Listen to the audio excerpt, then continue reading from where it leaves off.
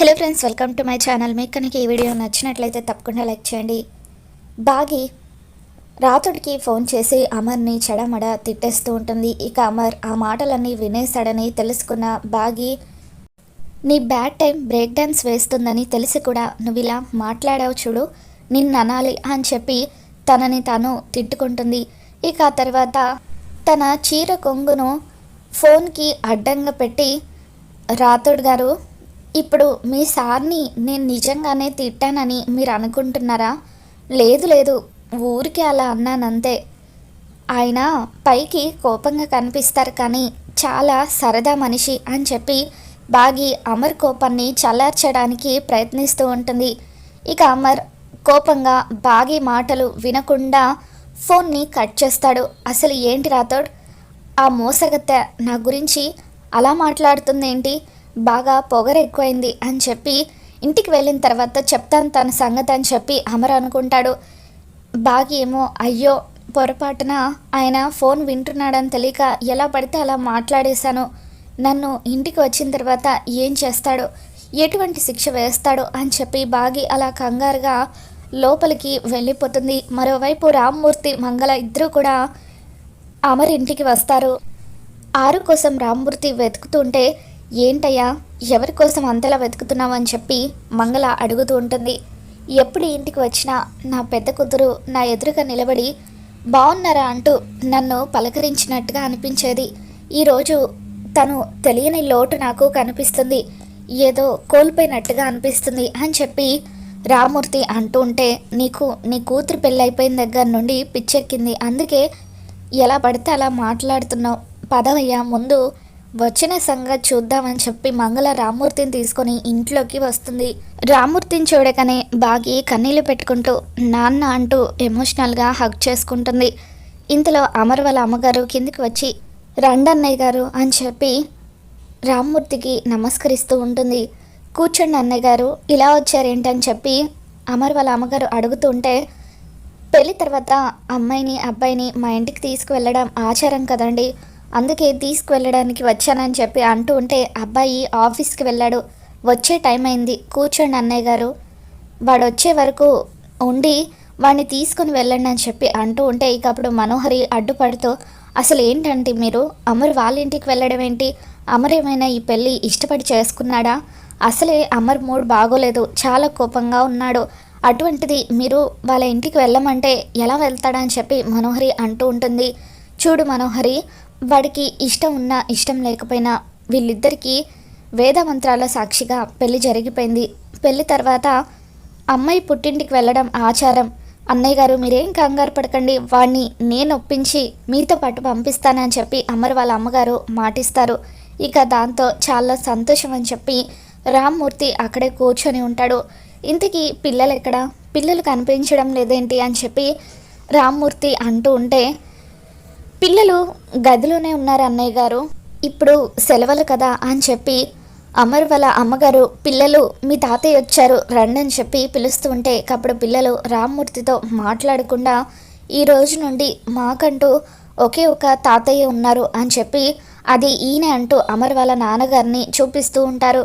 ఇక పిల్లలు రామ్మూర్తి మీద కూడా కోపంగా ఉండడంతో రామ్మూర్తి బాధపడుతూ ఉంటే, పిల్లలు కదా అన్నయ్య గారు, వాళ్ళ కోపాన్ని మర్చిపోవడానికి కాస్త సమయం పడుతుంది, మీరేం బాధపడకండి అని చెప్పి అమర్ వాళ్ళ అమ్మగారు అంటూ ఉంటారు. మరోవైపు ఆరుని గుప్తా నరకానికి తీసుకువెళ్తాడు.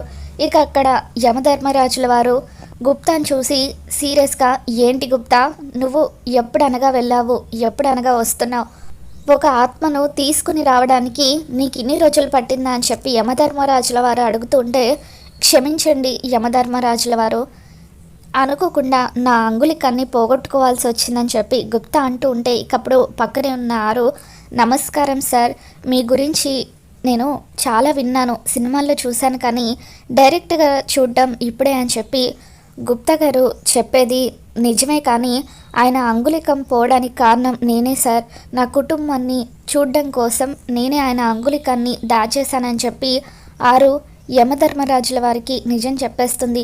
ఇక ఆయన ఆరు నిజాయితీని మెచ్చి, ఎవరి బాలిక, ఈ బాలిక నిజాయితీ నాకు చాలా నచ్చింది అని చెప్పి ఆయన అంటూ ఉంటారు. ఇంతకీ అసలు ఈ బాలిక చేసిన పాపాలేంటి, పుణ్యాలేంటి, రెండింటిని కూడా లెక్కగట్టి చూపించండి అని చెప్పి యమధర్మరాజుల వారు అంటూ ఉంటే ఇకప్పుడు ఆరు అన్నీ కూడా పుణ్యాలే చేయడంతో ఇకప్పుడు యమధర్మరాజుల వారు ఆశ్చర్యపోతారు. అసలు ఈ బాలిక ఎటువంటి పాపం చేయలేదు, అయినా కూడా నరకలోకానికి వచ్చింది. ఇప్పుడు తనకి నేను అసలు ఎటువంటి శిక్ష విధించాలని చెప్పి అసలు ఈ బాలిక జీవితాన్ని చూస్తూ ఉంటే నా కళ్ళలో నుండే నీళ్ళు వస్తున్నాయి. అందరూ ఉన్నా కూడా అనాథగా బతికింది అని చెప్పి ఆరుతో అంటూ ఉంటారు. ఇకప్పుడు ఆరు, సార్ మీరు చెప్పేది నిజమా, నాకంటూ బంధాలు ఉన్నాయా అని చెప్పి ఆరు అడుగుతూ ఉంటుంది. ఇకప్పుడు యమధర్మరాజుల వారు, అవును బాలిక, నీకంటూ ఒక తండ్రి ఒక చెల్లి ఉన్నారు అని చెప్పి అంటూ ఉంటే ఇకప్పుడు ఆరు కన్నీళ్లు పెట్టుకుంటూ, గుప్తా గారు నేను చెప్పాను కదా, ఆయన ఎవరో కాదు నా కన్న తండ్రి, బాగి ఎవరో కాదు నా సొంత చెల్లెలు అని చెప్పి నేను అప్పటికి అనుకుంటూనే ఉన్నాను, గుప్తా గారే నన్ను డైవర్ట్ చేశారని చెప్పి ఆరు ఏడుస్తూ ఉంటుంది. ఇక ఆ తర్వాత అసలు ఈ బాలిక ఎలా చనిపోయిందని చెప్పి యమధర్మరాజుల వారు ఆయన దగ్గరున్న ఒక అద్దంలో చూస్తూ ఉంటారు. ఇక అప్పుడు ఆరు ఆ అద్దంలోకి తొంగి చూస్తూ ఉంటే అప్పుడు మనోహరి యాక్సిడెంట్ చేయించినట్టు అదంతా కూడా ఆరుకి తెలిసిపోతుంది. గుప్తా గారు ఏంటిది, నేను చనిపోవడానికి కారణం మనోహరినా అని చెప్పి ఆరు, నేను తనని ఎంతలా నమ్మానో, నేనేదో ప్రమాదవశాత్తు చనిపోయానని ఇన్ని రోజులుగా అనుకున్నాను, కానీ ఇలా ప్రాణ స్నేహితురాలే నన్ను మోసం చేసి చంపిస్తుందని అస్సలు అనుకోలేదు గుప్తా గారు అని చెప్పి ఆరు ఇక అలా ఏడుస్తూ ఉంటుంది. తరువాత ప్రస్తుతం ఈ బాలిక కుటుంబంలో ఏం జరుగుతుందో చూద్దామని చెప్పి యమధర్మరాజుల వారు ఆయన అద్దంలో ఆరుకి చూపిస్తూ ఉంటారు. ఇక అలా ఆరు ప్రస్తుతం జరుగుతున్నంతా కూడా అక్కడ అద్దంలో చూస్తూ ఉంటుంది. అమర్ ఇంటికి వచ్చిన తర్వాత అమర్ వాళ్ళ అమ్మ నాన్న ఇద్దరు కూడా అమర్తో, ఒరే అమర్, మీ మామయ్య గారు వచ్చారు, నీతో ఏదో మాట్లాడాలట అని చెప్పి అంటూ ఉంటే అమర్ కోపంగా, అమ్మ దయచేసి ఎవరు కూడా వరసలు పెట్టి పిలవకండి, నాకంటూ మామయ్య గారని ఎవరూ లేరు, నా భార్య ఆరుకి తండ్రి లేడు అని చెప్పి తను ఒక అనాథ అని చెప్పి అంటూ ఉంటాడు. దాంతో రామ్మూర్తి నొచ్చుకుంటూ ఉంటాడు. ఏంటి సార్, నాతో ఏదో మాట్లాడాలట అని చెప్పి అమర్ అంటూ ఉంటే, బాబు పెళ్ళి తర్వాత అమ్మాయిని అబ్బాయిని మా ఇంటికి తీసుకువెళ్ళడం ఆచారం కదా, అందుకే మిమ్మల్ని అమ్మాయిని తీసుకువెళ్దాం అనుకుంటున్నాను బాబు అని చెప్పి రామ్మూర్తి అంటూ ఉంటే, జరిగింది పెళ్ళని నేను అసలు అనుకోవడం లేదు, అలా దొంగతనంగా నాకు ఇష్టం లేకుండా మోసం చేసి తాళి కట్టించుకుంది, తను నా భార్య ఎప్పటికీ కాలేదు, నేను మీ ఇంటికి రాను, కావాలంటే మీ కూతుర్ని మీతో పాటు శాశ్వతంగా తీసుకెళ్ళిపోవచ్చు అని చెప్పి అమర్ కోపంగా అంటూ ఉంటే ఇక అప్పుడు మనోహరి ఎంతగానో ఆనందపడిపోతూ ఉంటుంది. మీరు ఇలా వరుసలు పెట్టి పిలిచే పని అయితే ఇంకెప్పుడు కూడా మా గడప తొక్కాల్సిన అవసరం లేదు అని చెప్పి అలా అమర్ రామ్మూర్తితో మాట్లాడడంతో, అది కాదు బాబు, ఒక్కసారి నేను చెప్పేది వినండి అని చెప్పి రామ్మూర్తి అంటూ ఉంటే ఇక మాటలు అనవసరం, మీ కూతుర్ని ఇప్పుడే శాశ్వతంగా మీ ఇంటికి తీసుకెళ్ళిపోండి అని చెప్పి అమర్ అంటూ ఉంటే ఇక ఆ మాటలకు రామ్మూర్తికి గుండె నొప్పి వస్తూ ఉంటుంది. ఇక అలా గుండెపోటుతో రామ్మూర్తి కుప్పకూలేసరికి అందరూ కూడా షాక్ అవుతారు. నాన్న ఏమైంది నాన్న అని చెప్పి బాగి ఏడుస్తూ ఉంటుంది. అమర్ సార్ సార్ అంటూ రామ్మూర్తికి ఫస్ట్ ఎయిడ్ చేస్తాడు. ఇక అలా సిపిఆర్ చేయడంతో రామ్మూర్తి స్పృహలోకి వస్తాడు. మా నాన్నను ఇంత అవమానిస్తారా, అసలు మా నాన్న ఏం తప్పు చేశారండి, తప్పు చేసింది నేను కాబట్టి నన్ను ఎన్ని మాటలైనా అనండి, నేను భరిస్తాను, అయినా ఇంత జరిగిన తర్వాత మా నాన్నకి ఇంట్లో ఇంత అవమానం జరిగిన తర్వాత ఇంకొక క్షణం కూడా నేను ఈ ఇంట్లో ఉండాలని అనుకోవడం లేదు, రండి నాన్న వెళ్ళిపోదాం అని చెప్పి బాగి అలా రామ్మూర్తిని తీసుకొని తన పుట్టింటికి వెళ్ళిపోతూ ఉంటుంది. ఇక ఇన్ని రోజులుగా తన కుటుంబాన్ని కాపాడుతుందనుకున్న బాగి పుట్టింటికి వెళ్ళిపోవడంతో ఇకప్పుడు ఆరు యమధర్మరాజుల వారిని గడువు అడుగుతుంది.